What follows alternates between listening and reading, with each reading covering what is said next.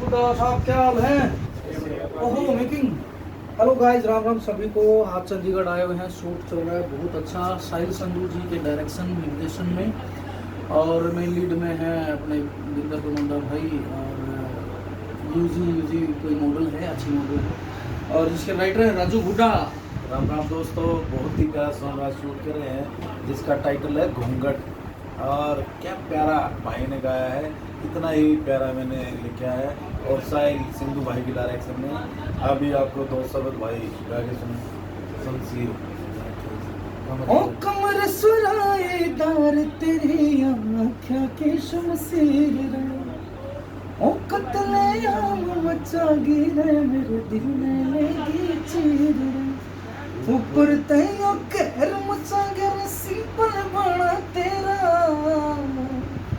मन ले बैठा यो घूंघट के मैं न्यू शर्माना तेरा। राजू गुड्डा जी, तो ये सॉन्ग है दोस्तों, जल्दी ही आपके सामने रहेगा। ऑकम का ईशा जो कंपनी है, और उसको आप सब्सक्राइब भी कर दो, और सॉन्ग जल्दी आपके सामने रहेगा।